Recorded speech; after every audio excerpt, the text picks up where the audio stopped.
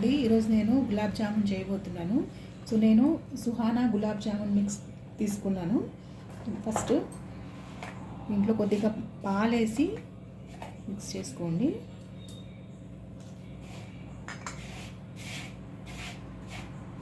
Water అయినా వేసుకోవచ్చు, కొద్దిగా పాలు వేసుకుంటే కొంచెం బాగుంటుంది టేస్ట్.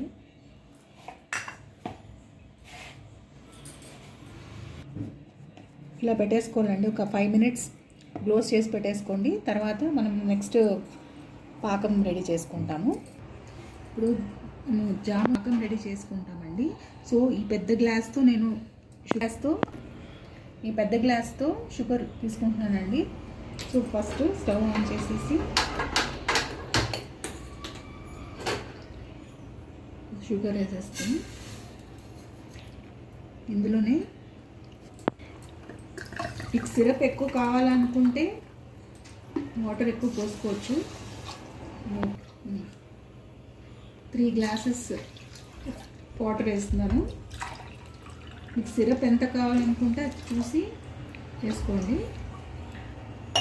సో బాగా మిక్స్ చేసేసుకొని మొత్తం షుగర్ కరిగాలండి బాగా. సో ఈ సిరప్ రెడీ అయిపోయిందండి. సో ఇలా ఉండాలి. మీరు ఇంకా కావాలంటే కూడా కొంచెం చిక్కగా కూడా చేసుకోవచ్చు. సో ఇందులో ఇలాచీ వేసేస్తాము.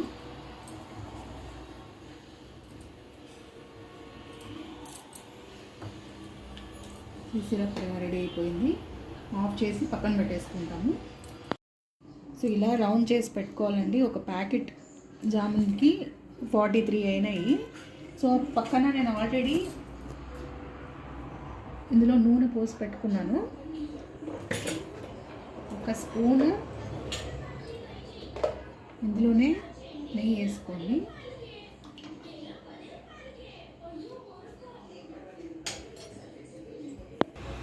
ఇది సిమ్ చేసి సో ఇందులో ఈ బాల్స్ వేసేసుకోవాలి.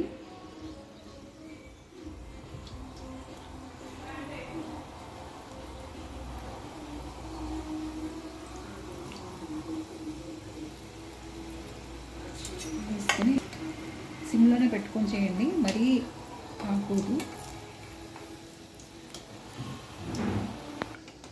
సో ఇది ఈ కలర్లో రావాలండి. వచ్చాక ఏదైతే మనం ఇక్కడ పక్కన సిరప్ చేసి రెడీ చేసి పెట్టుకున్నామో ఇందులో వేసేయాలి. ఇలా నెక్స్ట్ మళ్ళీ తీసి ఇలా వేసేసుకోవాలి. సో ఇంకా కొన్ని ఉన్నాయి కదండి, ఇవి కూడా వేసేసుకుంటాము.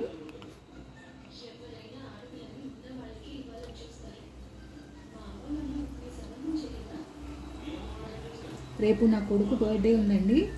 సో వాని కోసం జామున్ చేస్తున్నాను. తీసిన సో ఇది కొంచెం ఎరగైందండి. సో ఆఫ్ చేసేసి మళ్ళీ అగైన్ దీంట్లో వేసేయాలి. ఇది చిన్నగా ఉన్నా కొంచెం పెద్దగా అయితే ఉబ్బుతాయి బాగా. అప్పటికి చూడండి ఇలా ఉబ్బింది, వేసింది.